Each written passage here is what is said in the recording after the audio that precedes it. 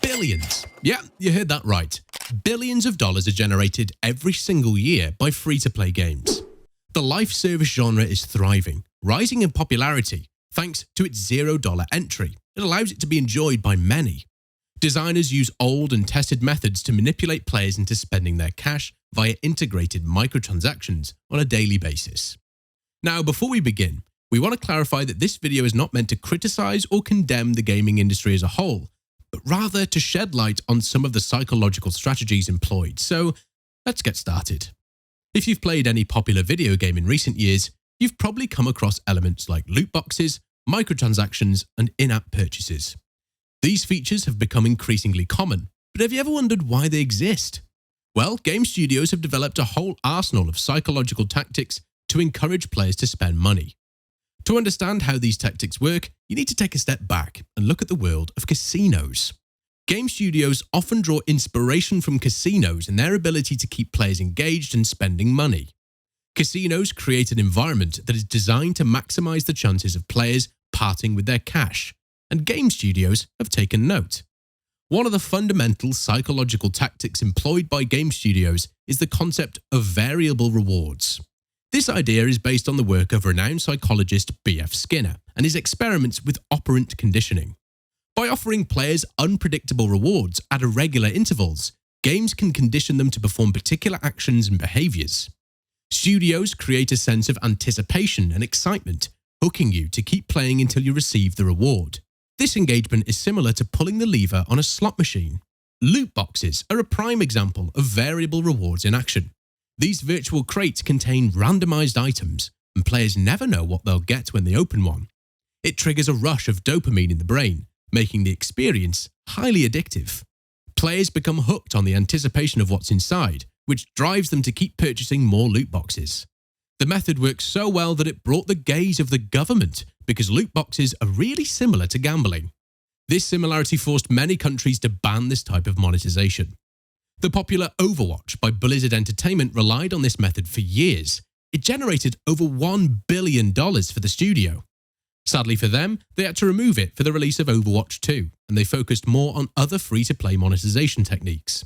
The Asian developers and market employ the same system, usually going under the name tickets, which is used in the gacha genre. This method allowed the game Genshin Impact to generate over $3.7 billion in revenue since its launch 2 years ago. Another powerful psychological tactic employed by game studios is the fear of missing out, or FOMO. They create limited time offers, exclusive content, or time-limited events in most cases in the form of battle passes. They make you feel like you have to act quickly or risk missing out on something valuable. This sense of urgency taps into your fear of missing out on unique experiences or rare items, driving us to spend money impulsively. We can see this method being used a lot more in live service games, especially battle royales. Let's take Fortnite for example. During the 2018 to 2021 period, the game generated an insane amount of $20 billion. Similarly, Apex Legends generated $2 billion.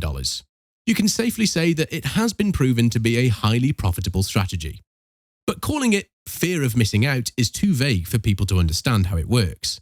FOMO uses a combination of powerful psychological methods for its formula to work. Loss aversion is a psychological principle utilized by game studios.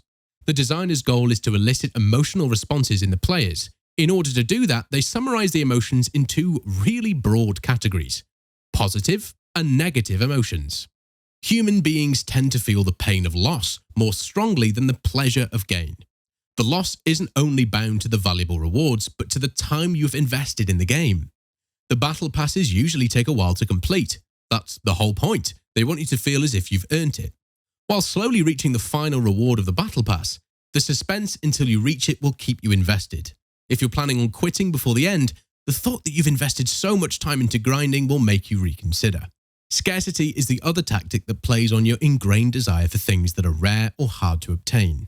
Usually, battle passes or life service is a multiplayer game trait. The multiplayer nature makes the scarcity even stronger. Humans love status, and valuable possessions allow people to think they're superior to players who don't have them. The multiplayer environment allows you to boast or flex with your cosmetics in front of other players. That's why game studios often introduce limited quantities of virtual items. The psychology behind that is that you'll be more driven to be unique compared to others who don't own these items. Players are more likely to spend money to secure these scarce items or experiences. Look at gold in the real world. It's so expensive because it's rare. Another method used in FOMO is the endowed progress. Have you ever had a coffee at Starbucks and received an invitation to the rewards program? When you start it, you already have points in your account that move you closer to the end goal. Well, that's endowed progress at its finest. You're more motivated to complete a task you already have some progress in. Battle passes are usually made of multiple tiers of tasks and rewards. When you start it, you're gifted the first rewards. The rewards can be fixed or variable, which hooks you more. This can also be seen in mobile games with premium currencies like gems. Whenever you start a mobile game, you're always rewarded with a good chunk of premium currency. This is done to give you a taste of the empowering effect of the currencies bought with real money. You can see how these methods somehow overlap each other. All of them were specifically utilized to enhance FOMO and the Skinner box methods, creating a really powerful system that can be used in games to hook you to playing and making you spend more money. Game studios also leverage social pressure and competition to manipulate players. Many games have multiplayer components where players can compare their progress, achievements, and items with others. By introducing elements like leaderboards, rankings, and exclusive rewards for top performers, studios create a competitive atmosphere. This not only entices players to spend money to gain an advantage, but also fosters a desire for social recognition. Game studios employ a range of techniques, such as creating artificial difficulty spikes or implementing artificial intelligence that adapts to player performance. These tactics are meant to push you towards spending money on in-game upgrades or power-ups, promising to make the game easier or more enjoyable. This can be seen in freemium and single-player games. The latest Assassin's Creed games have more grind for a reason. The company wants you to purchase experience boosters from the single-player cash shop to create a more pleasant experience. The whole idea is to make slight inconveniences for the player, yet again creating negative experiences on purpose. In freemium games, this could mean lowering the drops and experience from the enemies, or even reducing the inventory slots. Frequently, freemium mobile games will time-gate a lot of the functionality. Building, attacking, growing, or simply advancing in the game would require you to wait real time. The solution to all of these inconveniences leads to the same place, the cash shop. Designers usually solidify this design with Skinner box conditioning by giving you a taste of the comfort which the premium service provides. The premium service or currencies will be given as a random reward, thus hooking you into the game. There could be a daily login bonus, which will be the endowed process in work. If you're consistent enough, loss aversion and scarcity kick in when you could win a special free reward.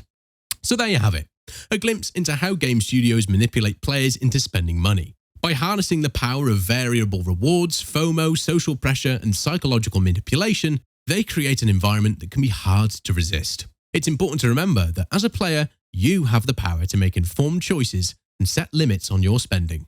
If you enjoyed this video, I'm sure you'll appreciate our next one. YouTube has specifically selected it for you. Enjoy!